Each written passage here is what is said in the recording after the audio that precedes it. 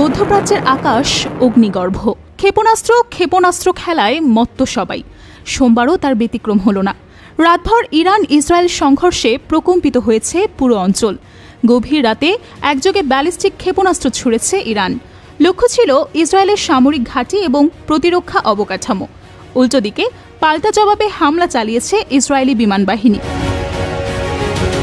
ইরানি হামলার কাছে ইসরায়েলি প্রতিরক্ষার প্রাচীর আয়রন ডোম অসহায়। দুপুরেও ইরানের আক্রমণে সাইডেনে কেঁপেছে ইসরায়েলের সীমান্ত শহর। সোমবার সকাল থেকেই ইসরায়েল লেবানন সীমান্তে উত্তেজনা ছিল চরমে। দুপুরে হঠাৎ করেই গগনবিদারী সাইরেন বেজে উঠলে আতঙ্ক ছড়ায়। ইরানের কথাই হচ্ছে সত্য। বাংকারকেই ইসরায়েলিদের স্থায়ী ঘর বানাতে হবে। বাংকারের বাহিরে এলেই বিপদ। গ্যালিলি থেকে হাইফা, উত্তরের আকাশে ছুটে বেড়াতে থাকে ইরানি ক্ষেপণাস্ত্র। মানুষ ছুটে যায় বাংকারে, শিশুদের কোলে নিয়ে আশ্রয় কেন্দ্রে দৌড়ায় পরিবার। আকাশ জুড়ে আতঙ্ক, আগুনের ফুলঝুরি ঝরতে থাকে চারপাশে। চোখের সামনে দেখা যায় ক্ষেপণাস্ত্র প্রতিরোধের দৃশ্য। ডেভিড স্লিং এবং অ্যারো সিস্টেম প্রতিরক্ষা ছুড়ে দিয়ে থাকে পাল্টা ক্ষেপণাস্ত্র। তবে ক্ষেপণাস্ত্র ঠেকাতে গিয়ে উল্টো আবাসিক এলাকায় আঘাত হানছে ইসরায়েলের ইন্টারসেপ্টরগুলো। তাই সব ইরানি ক্ষেপণাস্ত্র থামানো যায়নি। কয়েকটি ব্যালিস্টিক ক্ষেপণাস্ত্র হাইফার একটি আবাসিক এলাকায় আঘাত হানে। প্রথমে মনে হয়েছিল এটি ইসরায়েলেরই এক ব্যর্থ ইন্টারসেপ্টর, কিন্তু পরবর্তীতে তদন্তে বেরিয়ে আসে ভয়ঙ্কর তথ্য। এটি ছিল মূলত একটি ইরানি ক্ষেপণাস্ত্র, যার ওয়্যারহেড অংশটি মাঝ আকাশে বিভক্ত হয়ে নজর এড়িয়ে সরাসরি মাটিতে আঘাত হানে। বিস্ফোরণে আহত হন ৩ জন। ভাগ্যক্রমে কেউই নিহত হননি।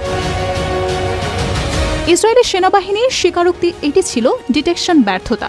ইসরায়েলি বাহিনী দাবি করছে এটি ছিল একটি প্রযুক্তিগত ত্রুটি। এই ভুল ভবিষ্যতের জন্য ভয়াবহ সংকেত, বলছেন সামরিক বিশ্লেষকরা। সকালের আলো ফোটার আগেই পাল্টা আক্রমণ চালায় ইসরায়েল। আকাশে ওড়ে অন্তত 15টি ফাইটার জেট। হামলা চালানো হয় ইরানের কেরমানশাহ এলাকায়। লক্ষ্য ছিল ব্যালিস্টিক ক্ষেপণাস্ত্র সংরক্ষণাগার এবং উৎক্ষেপণ কেন্দ্র। আইডিএফ দাবি করেছে একাধিক স্টোরেজ ও লঞ্চ প্যাড ধ্বংস হয়েছে। ইরানও চুপ করে বসে নেই। দেশটির সেনাবাহিনীর মুখপাত্র ইব্রাহিম জোলফাকরি হুঁশিয়ারি দিয়ে বলেন, ট্রাম্প, আপনি যুদ্ধ শুরু করেছেন, শেষ করব আমরা। আগুন নিয়ে খেলেছেন, এবার তার মূল্য দিতেই হবে। ইরানের সর্বোচ্চ নেতা আয়াতুল্লাহ খামেনি এক বিস্ফোরক ছবি প্রকাশ করেন।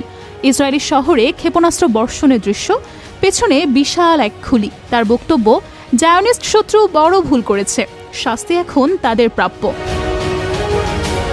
এই উত্তেজনার পেছনে রয়েছে যুক্তরাষ্ট্রের এক গোপন হামলা। তাদের দাবি, ইরানের পারমাণবিক স্থাপনায় গোপনে আঘাত হানা হয়েছে। প্রেসিডেন্ট ডোনাল্ড ট্রাম্প এক বিবৃতিতে বলেন, আমরা ভূগর্ভে আঘাত করেছি। ইরান মারাত্মক ক্ষতি স্বীকার করছে।